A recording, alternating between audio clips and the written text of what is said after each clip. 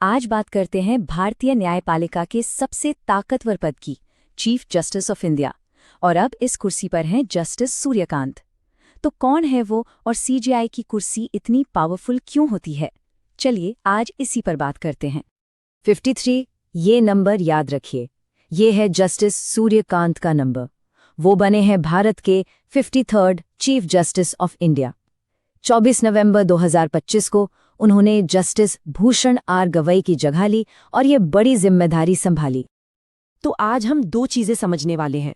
सबसे पहले हम जानेंगे कि जस्टिस सूर्यकांत कौन है, उनका सफर कैसा रहा और उनके बड़े फैसले कौन से हैं। और फिर हम बात करेंगे खुद सीजेआई के पद की, मतलब ये पद इतना पावरफुल क्यों है और आखिर सीजेआई को चुना कैसे जाता है। चलिए तो शुरू करते हैं पहले हिस्से से। कौन है जस्टिस सूर्यकांत, उनका सफर कहाँ से शुरू हुआ और वो देश की सबसे बड़ी अदालत तक कैसे पहुंचे? जस्टिस सूर्यकांत का सफर देखें तो काफी दिलचस्प है। देखिए, 2000 में वो हरियाणा के सबसे कम उम्र के एडवोकेट जनरल बने। फिर 2004 में पंजाब और हरियाणा हाईकोर्ट में परमानेंट जज। 2018 में वो हिमाचल प्रदेश हाईकोर्ट के चीफ जस्टिस बने और फिर 2019 में सुप्रीम कोर्ट आ गए। और अब 2025 में वो भारत के 53वें चीफ जस्टिस हैं। मतलब एक लंबा और बहुत ही प्रभावशाली करियर रहा है।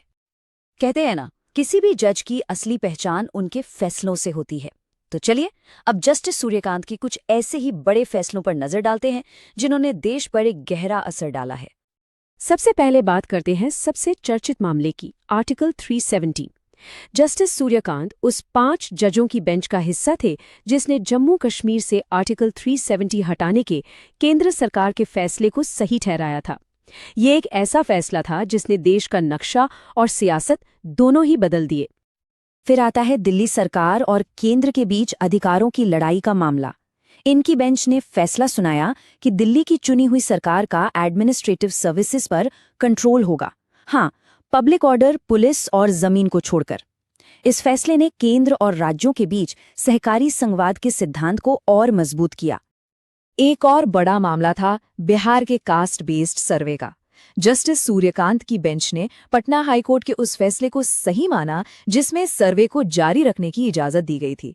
इस फैसले से राज्यों को सोशल जस्टिस की पॉलिसी बनाने के लिए डेटा इकट्ठा करने का एक तरह से संवैधानिक आधार मिल गया। और याद है वो विवादित कृषि कानून? जब उन कानूनों को चुनौती दी गई थी तो उस मामले की सुनवाई के दौरान जस्टिस सूर्यकांत ने एक अलग ही रास्ता सुझाया। उन्होंने कहा कि किसानों और सरकार के बीच जो डेडलॉक बना हुआ है उसे तोड़ने के लिए एक स्पेशल कमेटी बनानी चाहिए ताकि कोई समाधान निकल सके। तो ये तो हुई जस्टिस सूर्यकांत की बात। अब आते हैं उस पद पर जिस पर वो बैठे हैं। एक बहुत ही बेसिक सवाल है कि आखिर भारत के चीफ जस्टिस को चुना कैसे जाता है, क्या प्रोसेस है इसका? देखिए, सीजेआई को चुनने का प्रोसेस 3 चीजों पर टिका है: हमारा संविधान, एक पुरानी परंपरा और एक तय प्रक्रिया। संविधान का आर्टिकल 124(2) कहता है कि राष्ट्रपति सीजेआई को नियुक्त करेंगे, लेकिन यहाँ एक बहुत पुरानी परंपरा काम करती है जिसे वरिष्ठता का सिद्धांत कहते हैं। मतलब जो सुप्रीम कोर्ट का सबसे सीनियर जज होगा वही अगला सीजेआई बनेगा। और इसी परंपरा को मेमोरेंडम ऑफ प्रोसीजर यानी एमओपी नाम के एक डॉक्यूमेंट में ऑफिशियल भी कर दिया गया है। और अब बात करते हैं सबसे दिलचस्प चीज की, सीजेआई की सुपर पावर्स। ये सिर्फ एक टाइटल नहीं है बल्कि इंडियन जुडिशरी की सबसे पावरफुल कुर्सी है। देखते हैं कैसे। सबसे बड़ी और शायद सबसे अहम पावर है मास्टर ऑफ द रोस्टर। इसका सीधा सा मतलब है कि सिर्फ और सिर्फ सीजेआई ही ये तय करेंगे कि कौन सा केस कौन से जज सुनेंगे, कौन सी बेंच बनेगी, उसमें कितने जज होंगे, सब कुछ। ये पावर उन्हें सुप्रीम कोर्ट के पूरे कामकाज पर एक तरह का पूरा कंट्रोल देती है। लेकिन बात यहीं खत्म नहीं होती, और भी बहुत सी पावर्स हैं। सीजेआई ही सुप्रीम कोर्ट कॉलेजियम के हेड होते हैं। ये वही कॉलेजियम है जो सुप्रीम कोर्ट और हाई कोर्ट में जजों की नियुक्ति और ट्रांसफर की सिफारिश करता है।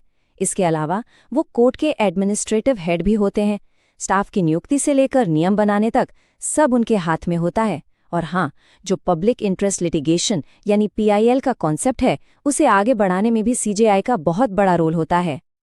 अच्छा, एक बहुत ही मजेदार सवाल, क्या आपको लगता है कि भारत का चीफ जस्टिस कभी देश का राष्ट्रपति बन सकता है?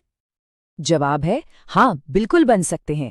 अगर कभी ऐसी सिचुएशन आ जाए कि प्रेसिडेंट और वाइस प्रेसिडेंट दोनों का पद एक ही समय पर खाली हो तो सीजेआई ही देश के एक्टिंग प्रेसिडेंट के तौर पर काम करते हैं।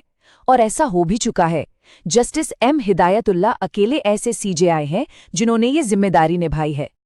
एक और खास संवैधानिक पावर है एड हॉक जजों को नियुक्त करने की।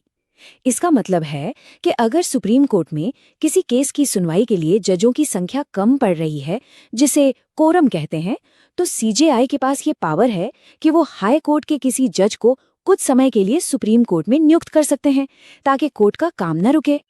तो जस्टिस सूर्यकांत को ये सब करने के लिए कितना वक्त मिलेगा? उनका कार्यकाल करीब 15 महीने का होगा। ये एक अच्छा खासा समय है जिसमें वो अपनी न्यायिक सोच को लागू कर सकते हैं और इंडियन जुडिशरी पर अपनी एक छाप छोड़ सकते हैं।